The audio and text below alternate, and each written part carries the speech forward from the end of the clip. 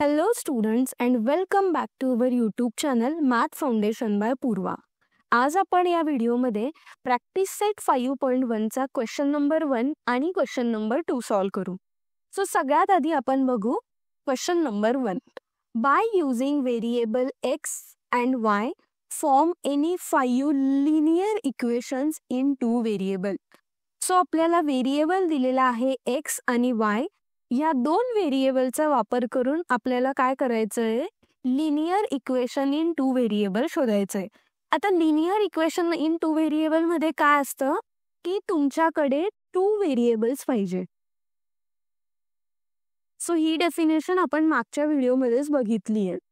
सगळ्यात आधी काय असतं की तुमच्याकडे 2 व्हेरिएबल्स पाहिजे आणि दुसरी गोष्ट असते की त्या 2 व्हेरिएबल्सची जी डिग्री आहे ती किती पाहिजे, 1. सो 2 व्हेरिएबल आपल्याला कोणते यूज करायचे, जे क्वेश्चन मध्ये दिलेले आहेत, x आणि y. हे दोन व्हेरिएबल यूज करून आपल्याला 5 लिनियर इक्वेशन इन 2 व्हेरिएबल लिहायचे. सो सगळ्यात आधी आपण फर्स्ट लिहू. मी फर्स्ट एकदम सिंपल वाला लिहिते, जो आहे x plus y equal to 10. आता याच्यात बघा दोन व्हेरिएबल आले आणि दोघं व्हेरिएबलची डिग्री 1 आहे.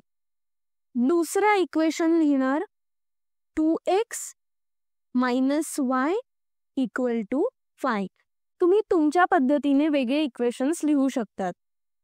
सो थर्ड इक्वेशन आहे 5x plus 4y equal to 12. Fourth equation मी लिहिते, ते आहे x plus 3y equal to 9. आणि लास्ट जे फिफ्थ इक्वेशन आहे ते आहे 2x minus 2y equal to 6. आता हे इक्वेशन मी माझ्या हिशोबाने लिहिले. असेच 5 इक्वेशन याच्यापेक्षा वेगळे पाहिजे, पण ते लिनियर इक्वेशन इन 2 व्हेरिएबल्स पाहिजे. ते तुम्ही कमेंटमध्ये लिहा, म्हणजे मला कळेल की तुम्हाला ॲक्च्युली हा टॉपिक किती समजलेला आहे.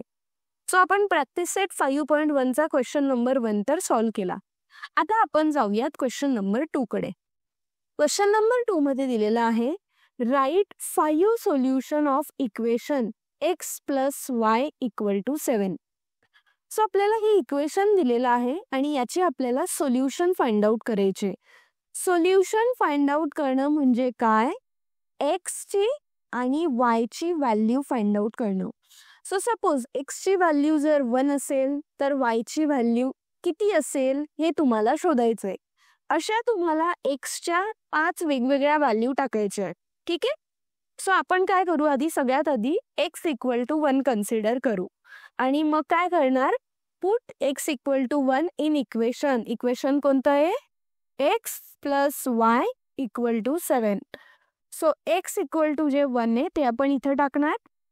So 1 plus y equal to काय आलं, 7. y इक्वल टू येणार 7 मायनस 1 आणि फायनली आपण लिहिणार y इक्वल टू आलं 6. आता बघा, सो आपण एक सोल्युशन काय लिहिणार की जेव्हा x इक्वल टू 1 होतं तेव्हा y इक्वल टू आलंय 6. सो इथं लिहिणार सोल्युशन. सोल्युशन आहे x इक्वल टू 1 आणि y इक्वल टू 6. हे एक सोल्युशन काढलं. असं आता आपण दुसरं सोल्युशन बघू. दुसऱ्या सोल्युशन साठी मी x इक्वल टू 4 लिहिलाय. आता तुम्ही कोणत्याही व्हॅल्यू टाकू शकतात, ठीक आहे. जसं मी x इक्वल टू 4 लिहिलंय तसं तुम्ही x इक्वल टू 2 टाकून बघा, x इक्वल टू 3 टाकून बघा. सो x इक्वल टू 4 आपण या इक्वेशन मध्ये टाकणार. इथं आलं 4 प्लस y इक्वल टू 7 आणि y इक्वल टू काय येणार मग, 7 मायनस 4. 7 मायनस 4 किती होतं, 3. सो इथं आपल्याला y ची व्हॅल्यू मिळाली. सो आपलं सोल्युशन काय येणार, मग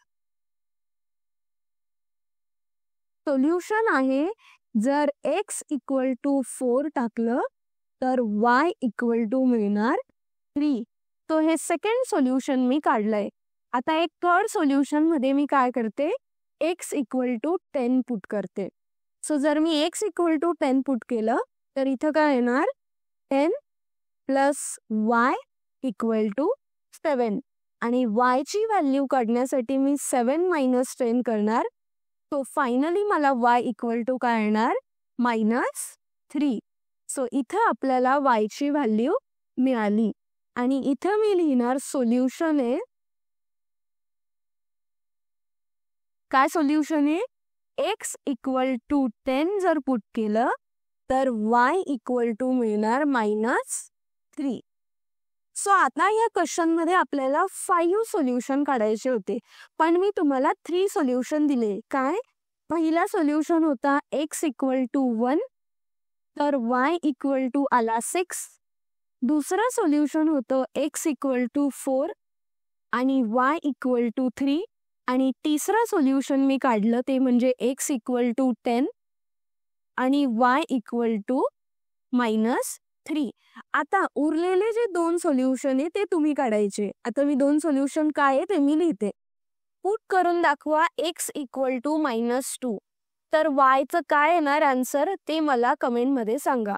आणि लास्ट सोल्युशन आहे x इक्वल टू 3 टाकलं तर y इक्वल टू ची काय व्हॅल्यू येणार. हे 2 तुम्ही सॉल्व करा आणि याचे आन्सर्स मला कमेंट सेक्शन मध्ये लिहा. सो आज आपण प्रॅक्टिस सेट 5.1 चा क्वेश्चन नंबर 1 आणि क्वेश्चन नंबर 2 सॉल्व केलेला आहे. व्हिडिओ आवडला असेल तर याला लाईक करा, चॅनलला सबस्क्राईब करा आणि तुमच्या फ्रेंड्स सोबत सुद्धा हे व्हिडिओ शेअर करा.